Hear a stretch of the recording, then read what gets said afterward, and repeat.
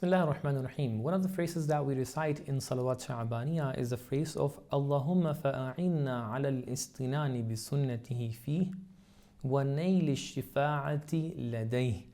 Allahumma waj'alhu li shafi'an mushaffa'a. This is the phrase that we indicated to in the very first clip of ours when we started the sharh of Salawat Sha'baniyah.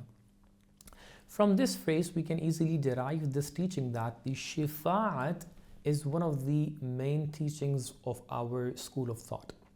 And there is no doubt that Shifa'at is there, and Imams and Ahlulbayt alayhimus salam, and especially the Prophet Muhammad sallallahu alayhi wa sallam, can do the Shifa'at.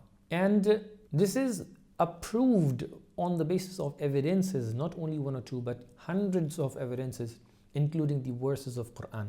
Let me put some of the examples over here. So basically, there might be some people who are saying that Amaal means the deeds and the practices that we are doing can be our Shafi'. These Amaal will be the source of Shifa'at on the day of resurrection. But let me recite some of the verses of Quran over here, and I will let you decide whether these are the indications towards people who can do the Shifa'ah, or the A'mal and deeds of ours that can be a source of Shifa'ah for us. First of all, we are not denying that the A'mal can be a source of Shifa'ah. Definitely these A'mal can be a source of Shifa'ah.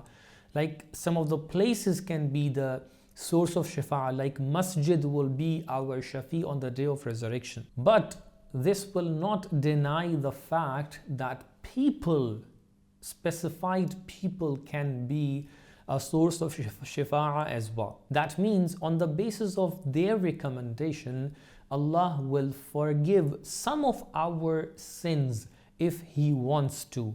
And definitely this can happen for many people. Definitely the sins that we are doing in front of Allah subhanahu wa ta'ala, not in front of people. I mean, the haqqun nas can be forgiven only when the related person is forgiving you.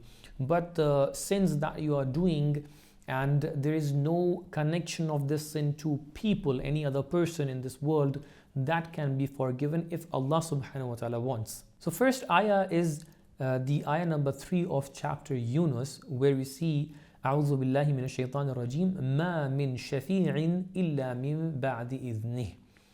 In Arabic, whenever we have this illa word, the thing that is being mentioned after illa is being excluded from the thing that is being mentioned before illa. So over here, the thing is ما من شفيع. There is no shafi' on the day of resurrection. إلا من بعد إذنه. But after the permission of Allah subhanahu wa ta'ala. This clearly shows that after the permission, if Allah subhanahu wa ta'ala gives a permission to some people, the Shifa'at can happen.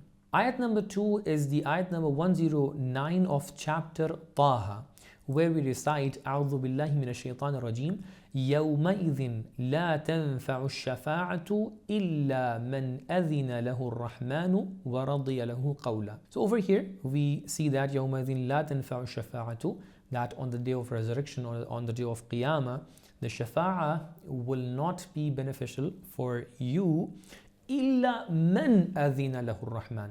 Let me ask you a question. What is the difference between ma and man? Ma in Arabic is normally used for the things that are non-living things, but man is being used for the things that are living things, living beings. So over here, the ayah, the verse says that there is no shafa'ah, there will be no shafa'ah beneficial except the shafa'ah man adhina lahu rahman, except to whom, means to a person who has been given the permission from the side of Allah subhanahu wa ta'ala. That means there will be people, there will be human beings who will be given this right of shafa'ah, and they can be the mediator, and they can recommend some of the people based on certain criteria, based on certain things for their sins to be forgiven. Likewise, in verse number 28 of chapter Anbiya, we recite أعوذ بالله من الشيطان الرجيم لا يشفعون إلا لمن ارتضى, that people will not be allowed to do the shafa'ah except the one who will be given the permission. Again, the word man is being used, which is being used in Arabic for the people who are living beings, the human beings. Based on this explanation, we can easily derive this teaching that the shafa'ah is one of the firm beliefs of Shia school of thought, and this is based on the evidences and our authentic ahadith that we have, and also on the verses of Quran. Wassalamu alaikum wa rahmatullahi wa barakatuh.